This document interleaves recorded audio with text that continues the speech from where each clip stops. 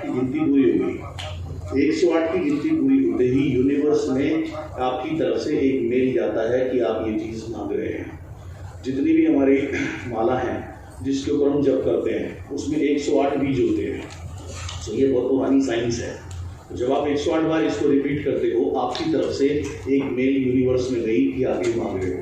आप बार बार ये चिट्ठी यूनिवर्स में भेजते जाओगे, अल्टीमेटली यूनिवर्स कहता तथास्तु।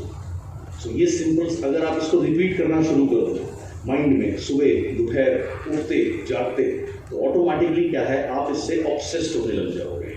अंडरस्टैंड? आप देखो, जैसे मैं लॉर्ड गणपति को वर्शिप करता हूँ, हमेशा उनका मंत्र जो है सबकॉन्शियसली मेरे माइंड में चलता रहता है। रात को अगर 2-2:30 बजे भी मेरी नींद खुलती है तो भी मैं वॉशरूम जाते हुए भी उसको रिपीट करता हूँ। 4 बजे 5 बजे जब भी उठता हूँ तब भी उसको माइंड में ऑटोमेटिक रिपीट होता रहता है। सो मैं उससे ऑब्सेस्ड हूँ। सेम चीज़ है, आपको ऑब्सेस्ड होना है अपने गोल से। एक और तरीका क्या है, आपने पावर ऑफ राइटिंग भी समझनी है। पावर ऑफ राइटिंग क्या है, आपने एक लाइन, जैसे 2014-15 में मैंने एक लाइन लिखनी शुरू करी, I am earning 1 crore rupees monthly with great health and peace of mind. मैं 1 करोड़ रुपये मासिक कमा रहा हूँ अच्छी सेहत और पीस ऑफ माइंड के साथ में।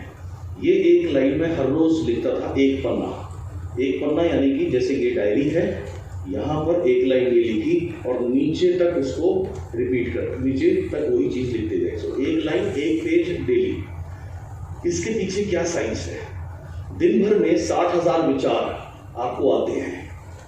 उस 60,000 विचार में से आप जिस एक को लिखना शुरू कर दो, आपके सबकॉन्शियस माइंड को, अवचेतन मन को ये समझ में आ जाएगा कि ये विचार मेरे मालिक के लिए बहुत इंपॉर्टेंट है और वो उसको पूरा करने में लग जाता है।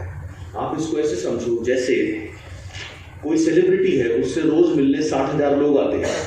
अब सबसे तो वो मिल नहीं सकते, बस ऐसे हाथ हिला देते हैं। लेकिन एक व्यक्ति ऐसे हैं, जब भी वो आते हैं वो खुद उनको मीट एंड ग्रीट करते हैं, यानी मिलने जाते हैं, अपने साथ बिठाते हैं, चाय नाश्ता कराते हैं, वापस छोड़ के भी आते हैं। तो सबको पता लग जाएगा ये व्यक्ति बहुत ही खास व्यक्ति है। तो सेम 60,000 विचार आपके दिमाग में रोज आ रहा है। एक ही विचार को आप डेली लिख रहे हो तो आपके सबकॉन्शियस माइंड को पता लग जाता है कि ये विचार आप मेरे मालिक के लिए बहुत इंपॉर्टेंट है और वो उसको रियलिटी में कन्वर्ट करना शुरू कर देता है। और ऐसे लिखने से सबकॉन्शियस माइंड में ये चीज़ जाती है, उसके बाद में आपके डीएनए में और सोल में चली जाने लगती है। जब कोई भी चीज़ डीएनए सोल में अगर चली गई तो ऑटोमेटिक आप उससे जुनून की हद तक आप उसको चाहने लगते हो या ऑब्सेस्ड हो जाते हो। सो ये सिंपल सी साइंस है जो आपने प्रैक्टिस करनी है। जब हम स्कूल में होते थे, हम कोई स्पेलिंग मिस्टेक कर देते थे तो टीचर क्या करती थी, सही स्पेलिंग को लिखती थी और हमें कहती थी उसको नीचे 4-5 बार रिपीट करो। उसका पर्पज़ आपको सजा देना नहीं था, उसका पर्पज़ था जब आप उसको कई बार लिखोगे तो वो चीज़ सबकॉन्शियस माइंड में आपके बैठ जाएगी, ताकि दोबारा आप कभी सही ही लिखो, हमेशा कभी गलती ना करो। तो सेम चीज़ यहाँ पर अप्लाई होती है। तो आपका जो भी आपका लक्ष्य है उसको हर समय अपने मन में बोलते रहना है या जोर से बोलना है या हमेशा उसके ऊपर ध्यान केंद्रित करना है। थोड़े महीने पहले कुछ लोगों का मेरे पास फ़ोन आया कि सर बिजनेस बढ़ाने में ये दिक्कत हो रही है, ये हो रहा है, वो हो रहा है। मैंने कहा चलो एक काम करते हैं, एक सेशन करते हैं, आ जाओ। वो लोग आए मेरे से मिलने, सामने वाइट बोर्ड लगा हुआ था। मैंने उनको कहा, मैंने कहा अच्छा पहले ये बताओ तुम्हारा गोल क्या है, किस चीज़ के ऊपर फोकस कर रहे हो। किसी ने कहा 1 लाख, तो मैंने हाँ 1 लाख लिख दिया।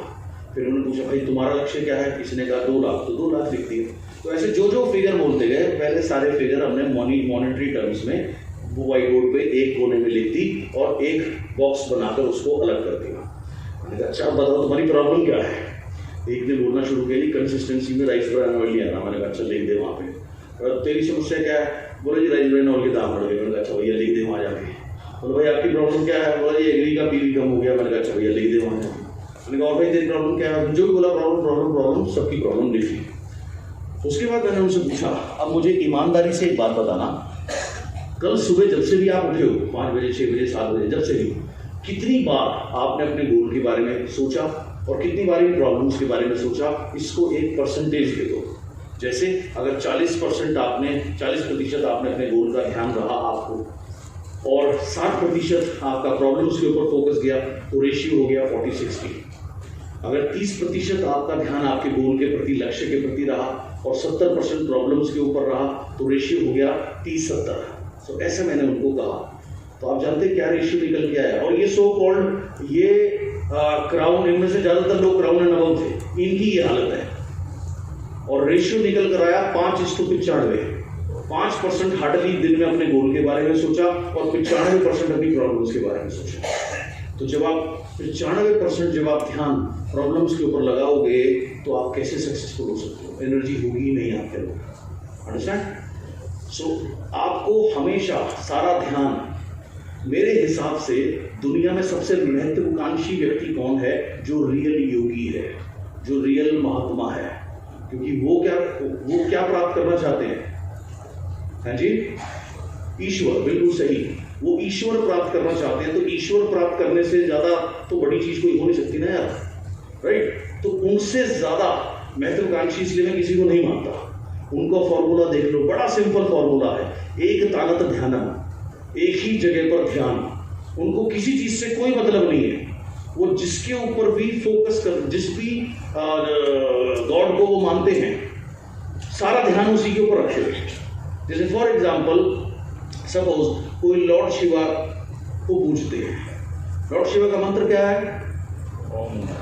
नमः शिवाय। ओम इज यूनिवर्सल, सो नमः शिवाय। नमः शिवाय का मतलब क्या है? ना का मतलब है अर्थ, पृथ्वी। पृथ्वी से जितने भी मिलने वाले सुख हैं, खाने के, पीने के, यश के, वैभव के, धन के, वो सब ना में आते हैं, पृथ्वी से में आते हैं। हमारी बॉडी में टांग का जो एरिया है वो रिप्रेजेंट करता है ना को, यानी कि पृथ्वी को। अब आ जाओ माँ। माँ क्या है? नाभि का जो एरिया है वो है माँ। माँ रिप्रेजेंट करता है वाटर को, पानी को। क्या पानी के बिना जीवन संभव है? नहीं। सो ना माँ। शी रिप्रेजेंट करता है हमारे हार्ट को, हमारे दोनों हाथ को। शी रिप्रेजेंट करता है फायर को, सन को। क्या अग्नि के बिना, सन के बिना जीवन संभव है? Not possible. वा रिप्रेजेंट करता है हमारे शरीर में कंठ को और मुख को। वा से बनती है वायु। क्या वायु के बिना जीवन संभव है? नहीं, राइट? या रिप्रेजेंट करता है हमारी आंख के एरिया को और दिमाग के एरिया को। या का मतलब है आकाश। आकाश के बिना जीवन संभव नहीं। ये नमः शिवाय है। सो कोई एक महात्मा है जो नमः शिवाय के ऊपर मेडिटेट कर रहे हैं। वो क्या करते हैं? एक जगह पे बैठते हैं, आंख बंद करते हैं, नमः शिवाय नमः शिवाय नमः शिवाय नमः शिवाय नमः शिवाय करते करते करते करते धीरे धीरे शरीर का एहसास बंद हो जाता है, शरीर का आभास बंद हो जाता है, दिमाग चलना बंद हो जाता है। दिमाग में एक ही चीज नमः शिवाय ही रह जाती है। और जब आप गायब हो गए, सिर्फ नमः शिवाय रह गया, दैट इज द टाइम आप उसको अचीव करते हो। ये सिंपल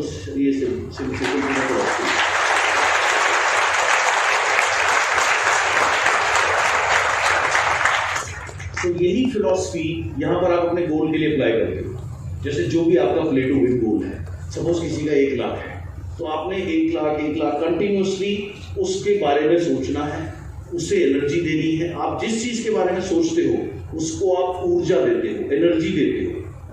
ज्यादातर लोगों की प्रॉब्लम क्या है? वो ऊर्जा किसको देते हैं? ज्यादातर वो प्रॉब्लम्स के बारे में सोचते रहते हैं।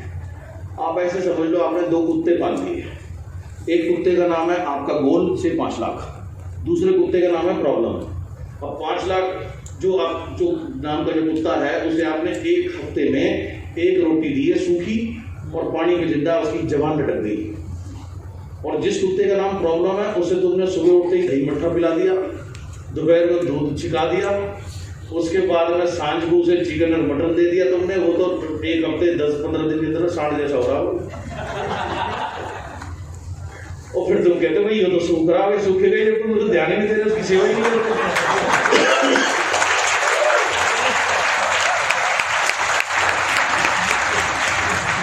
प्रॉब्लम वाला तो बहुत ठड़ा होगा लगा, तुम उसकी सेवा इतनी कर रहे हो यार।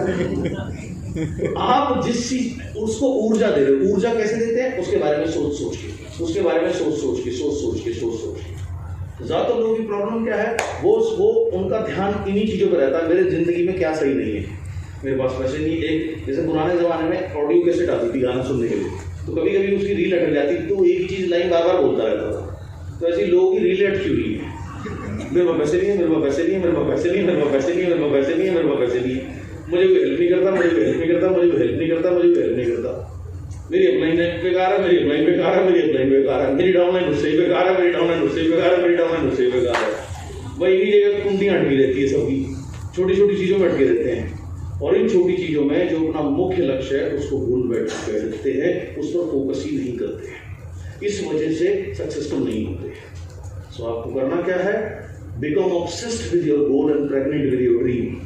आपको ऑब्सेस होना है, यानी जुनून के तरीके से आपको अपने गोल से ऑब्सेस्ड होना है। ऑब्सेस्ड हो जाओगे तो धीरे धीरे आप गर्भवती भी हो जाओगे अपने ड्रीम के साथ में।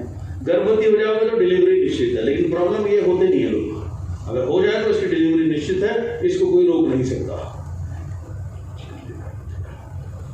आपको मैं एक छोटी सी स्टोरी, रियल स्टोरी सुनाता हूं।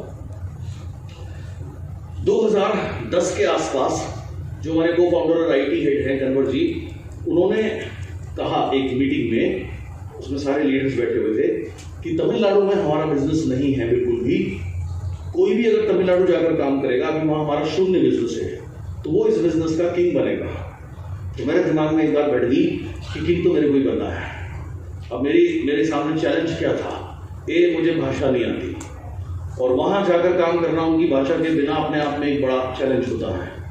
दूसरा मेरा चैलेंज ये था कि मैं किसी को जानता नहीं था, लेकिन उससे फर्क नहीं पड़ता। मेरे दिमाग में एक ही चीज़ बैठ गई कि किंग मेरे को बनना है, वहाँ नेटवर्क बनाना, किंग तो मेरे को बनना है, वहाँ नेटवर्क बनाना, किंग तो मेरे को बनना है, वहाँ नेटवर्क बनाना है, किंग तो मेरे को बनना है, वहाँ नेटवर्क बनाना है। बस ये बात मेरे दिमाग में बैठ गई। अब मैं सोचने लगा, यार क्या करूँ क्या करूँ क्या करूँ, रास्ता सोचने लगा।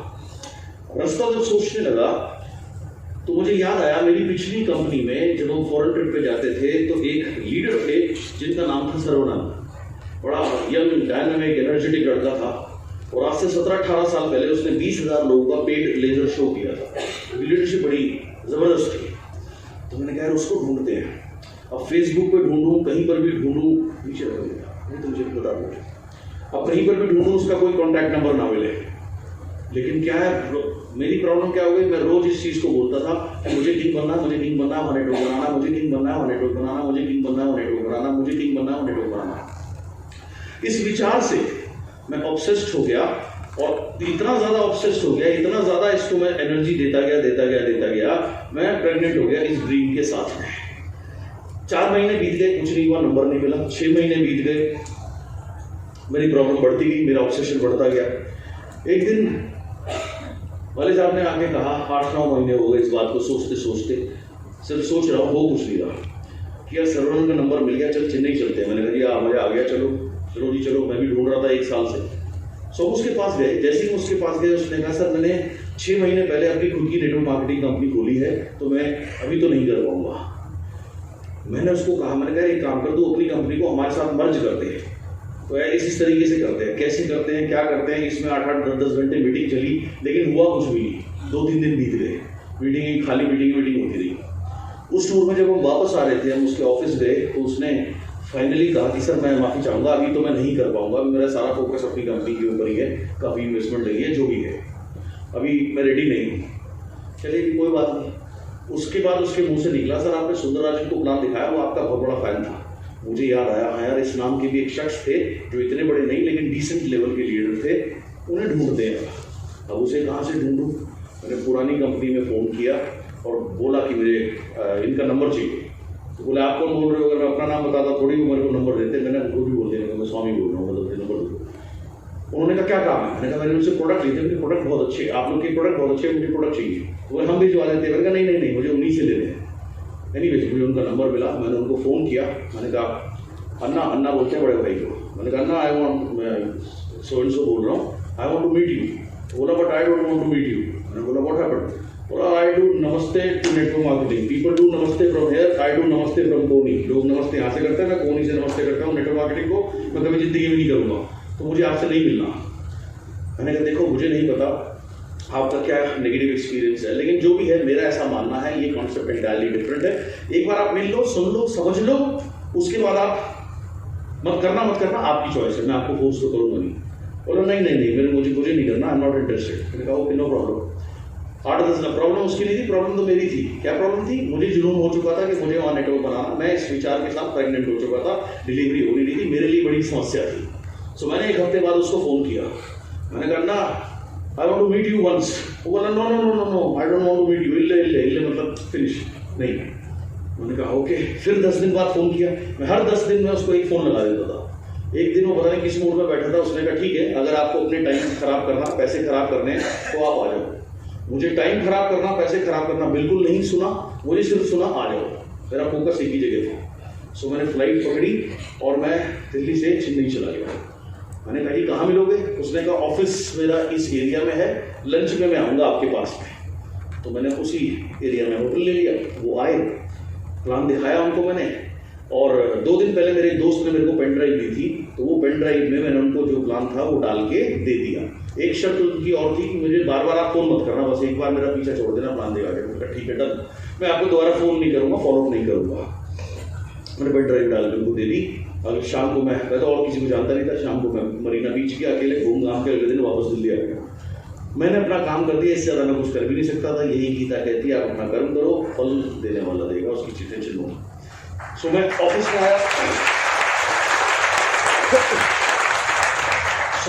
में आया और 2 दिन बाद ऑफिस में दोपहर में मैं बिजनेस प्लान दिखा रहा था, सीएटी कर रहा था। मेरा फ़ोन ऐसे रखा हुआ था सामने, वाइब्रेटिंग मोड में था, फ़ोन बोलने लगा घर।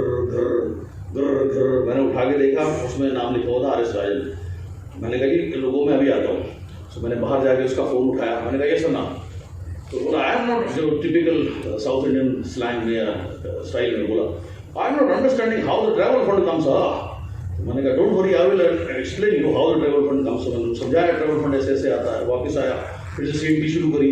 फिर थोड़ी देर में उसका फ़ोन बजा, मेरे साथ हमारे लोगेश थे, मैंने उसको बोला, मैंने कहा तू कैरी ऑन कर, मैं भी आता हूँ। वापस मैंने फ़ोन उठाया, now I am not understanding how the car fund comes. मैंने कहा don't worry I will make you understand how the car fund comes. तो उसको मैंने कार फंड समझाया, ऐसे ऐसे आता है। अगले दिन सुबह मैं सो के भी नहीं उठा था, 6 भी नहीं बजे थे, रात को लेट आया था। उसका फ़ोन बजा, मैंने फ़ोन उठाया, उसने कहा I am not understanding leadership bonus. Leadership bonus तो जो 2 साल से करते हैं उन्हें समझ में नहीं आता, तुझे कैसे समझ में आएगा?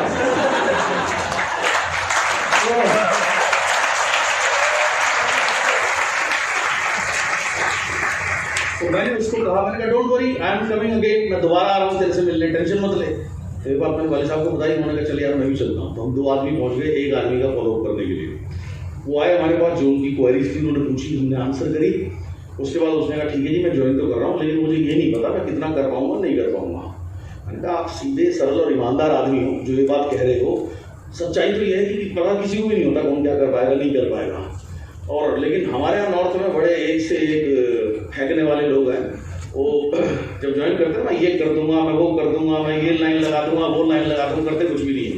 जैसे आप दिवाली में जाओ बम खरीदने जाओ कोई, तो दुकानदार के ही होते हैं ना, अरे ये तो कमाल का बम है जी, ये तो ऐसी आवाज़ करेगा आधा कोई बनकर हिल जाएगा, उसमें आग लगाओ खुशी निकलता है, वो खुशी मैंने कहा तू तो ईमानदार आदमी हो, बढ़िया, कोई दिक्कत नहीं, आप टेंशन मत लो। बोले करना क्या है? मैंने कहा कुछ नहीं करना, अभी तो मैं दिल्ली जा रहा हूँ, सैटरडे संडे आपकी छुट्टी होती है? बोला हाँ।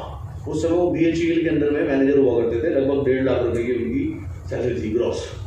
तो उसमें मैंने कहा कि सैटरडे को मैं आप सुबह फर्स्ट फ्लाइट पकड़ के आ जाऊँगा, सैटरडे रहूँगा, संडे आपकी छुट्टी है ही, आप एक काम करना है मंडे छुट्टी ले लेना। बोला ठीक है ले लूँगा। मैंने कहा अभी आप किसी को समझाना मत, आप 1-1, 2-2 करके मेरे होटल में लोगों को लाते रहना, मैं समझाऊंगा, ऐसे काम करेंगे। बोला ठीक है। सैटरडे संडे करीब 7-8 हमने मीटिंग करी होंगी, 2-4-5 लोगों का थोड़ा थोड़ा नेटवर्क हल्का सा खिसका। मंडे सुबह वो आए मेरे पास में, रात की 8 बजे की मेरी वापसी की फ्लाइट थी। सुबह 7 बजे वो मेरे पास आए, थोड़े उदास से लग रहे थे। बोले जी आज कोई मीटिंग सेट नहीं हुई। मैंने कहा सेट नहीं मतलब? बोले जी सारे लोग बिजी थे, कोई यहाँ गया हुआ, कोई वहाँ गया हुआ, किसी ने अपॉइंटमेंट नहीं दी। मुझे पता है आप इतनी दूर से आए हो, पैसे इन्वेस्ट कर रहे हो, समय इन्वेस्ट कर रहे हो, लेकिन आज कुछ हुआ नहीं। मैंने कहा टेंशन मत ले, वो बात नहीं, बैठो सोचते हैं कुछ। अब मेरे दिमाग में भी घंटी बजने लगी, यार 12 घंटे करूँगा क्या? ये तो फिर भी घर चला जाएगा, मैं तो इसके अलावा जानता ही किसी को नहीं हूँ। तो मैंने उसको कॉफ़ी पीते पीते मेरे दिमाग में आइडिया आया, मैंने कहा अच्छा एक बात बताओ, आपकी पुरानी कंपनी में हाईएस्ट बिजनेस कितना गया था महीने का? वो बोला जी करीब 80 लाख। तो मैंने कहा यार बढ़िया। मैंने कहा अभी बताओ आपका सबसे बड़ा नेटवर्क कहाँ था? तो वो बोला पौंडीचेरी। तो मैंने कहा यार पौंडीचेरी यहाँ से कितनी दूर है? तो 3.5 घंटे एक तरफ से लगेंगे मेरी कार में। तो मैंने कैलकुलेट किया 3.5 7 और 4 घंटे फिर भी बचते हैं, तो बहुत है, 1 घंटा भी प्लान दिखाने के लिए बहुत होता है, बातचीत करने के लिए। तो मैंने कहा चलो जी पौंडीचेरी चलते हैं। पौंडीचेरी का नाम सुनते ही उसके हाथ में कॉफ़ी थी, कॉफ़ी उसने ऐसे नीचे रखी, बोला ना ले। मैं क्या हो गया? बोला नहीं नो पौंडीचेरी। What happened? बोला कि मेरा जो वहाँ का लीडर है उसने बहुत मेहनत करी थी, इधर उधर सारे में घूमा, नेटवर्क बनाया, उसके ऊपर बहुत कर्जा हो गया, कामयाब वो हुआ नहीं, और उसके बाद उसके ससुराल वालों ने उसका कर्जा चुकाकर उसको दुबई भेजा। दुबई से वो पैसे कमा के आया है और अब कोई अपना ट्रेडिशनल बिजनेस कर रहा है। तो वो एरिया नेटवर्क मार्केटिंग के लिए बहुत नेगेटिव है, वहाँ हम नेटवर्क मार्केटिंग की बात नहीं कर सकते। अगर वहाँ जाएंगे तो गाली पड़नी निश्चित है, बड़ा अजीब सा माहौल हो जाएगा, बड़ा नेगेटिव माहौल है, वहाँ नहीं तो जाना ही नहीं, वहाँ तो कुछ भी कर दो। मैंने उसको समझाया, मैं कहा देखो तुम भी छुट्टी लेके बैठे हो, तुम भी कहीं नहीं जा सकते, मैं कहीं नहीं जा सकता, हम करेंगे क्या दिन भर? मैंने चलो चलते हैं, ट्राई करते हैं, कोई बात नहीं, ज़्यादा ज़्यादा कर नहीं होगा, घूम के आ जाएंगे, चल तो सही। तो बड़ी मुश्किल से मैंने उन्हें कन्विंस किया चलने के लिए, और ये भी कहा मैं आप टेंशन मत लेना, आप सिर्फ मेरे को इंट्रोड्यूस करना, जो करना है मैं करूँगा, आप बिल्कुल टेंशन मत लेना, जो होगा मैं झेलूंगा। और ठीक है, तो हम उस व्यक्ति के पास पहुंचे। मई जून का महीना था, गर्म तपन लू अपने चरम सीमा पे थी। वो आदमी नेटवर्क मार्केटिंग से पूरा नेगेटिव, उसके पास गए, उसने गर्मी में गर्म पानी पीने को दे दिया यार। अब बताओ गर्मी में कौन गर्म पानी किसी को देता है पीने के लिए? दुश्मन के साथ भी कोई ऐसा नहीं करता। चलो भाई पी लिया, हम भी पी के बैठ गए। और वो अपने ऑफिस में बैठा हुआ कुर्सी पे, उसकी कुर्सी और रिवॉल्विंग कंफर्टेबल सी कुर्सी थी, ऐसे बैठा क्या हुआ, लेटा हुआ था, ऐसे पैर पे उसने पैर रखा हुआ, आंख बंद, ऐसे पैर हिला रहा, बोलो तो तमिल बोलते, चलो मतलब बोलो क्या बोलना है। अब ऐसे आदमी को आप क्या बोलोगे, क्या प्लान दिखाओगे यार? ऐसे लेटा हुआ कुर्सी पे, आंख भी बंद कर, आंख भी नहीं खोल रखी, पैर हिला रहा, बोलो हाँ बोलो मैं सुन रहा हूँ, और बोला ये बोला 10 मिनट है, 10 मिनट जो बोलना है बोलो। बड़ी मुसीबत है, चलो कोई बात नहीं भाई। अब मैंने एक फाइल बना रखी थी अपनी, जिसमें मैंने उसको बोला, मैंने कहा देखो जी मैंने 600 रुपये का सामान लेकर एक बिजनेस शुरू किया था, और पहले महीने मेरा चेक था 57,000 रुपये, दूसरे महीने 86,000 रुपये। मैंने कहा ये देखो सारी स्टेटमेंट वगैरह सब लगाई हुई थी। और मैंने कहा उसके बाद छठे महीने पहुंचा 2 लाख। 2 लाख पे उसकी ऐसे हल्की सी एक आंख ऐसे टूटती है गाने की तरह। फिर मैंने कहा देखो 10वें महीने 3 लाख, उसके बाद अभी 4.5 लाख है, 4.5 लाख पे उसकी दूसरी आंख खुली, लेकिन पैर अभी भी हिल रहे थे। मैंने कहा देखो जी 11वें महीने इस बिजनेस से मैंने मर्सिडीज बेंज ली, मैंने उसको फोटो दिखाई, तो जैसे ही उसने मर्सिडीज बेंज का नाम सुना हुआ छोटा, हाँ बोलो बोलो बोलो चल।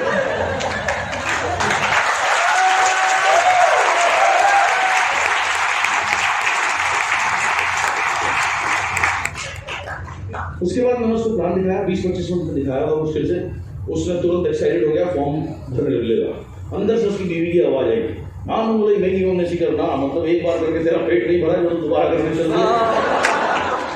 तो पिछली बार तो मेरे घर वालों ने पैसे दे दिए थे, इस बार तो वो भी नहीं देंगे, तो ये गलती मत करियो। तो मैं समझ गया इसकी बीवी क्या कहना चाह रही है। मैंने उसको बोला, मैंने कहा आप अपनी वाइफ को बाहर बुलाओगे भाई, तो एक दिन बात कर लो। बोला हाँ। मैंने उनसे बोला, मैंने कहा मैडम एक सवाल पूछूं आपसे, आप एक बार बताओ, आप अगर रोड पे चल रहे हो, आपको ठोकर लग गई, आप चलना बंद कर दोगे या संभल के चलोगे? तो बोली संभल के चलेंगे। तो मैंने कहा मैं यही तो आपको कह रहा हूँ, आप एक कभी कंपनी में कामयाब नहीं हुए तो जरूर थोड़ी दूसरी में भी ना हो, संभल के करो, देख के करो, समझ के करो, समझाने के लिए मैं बैठा हूँ, बताओ।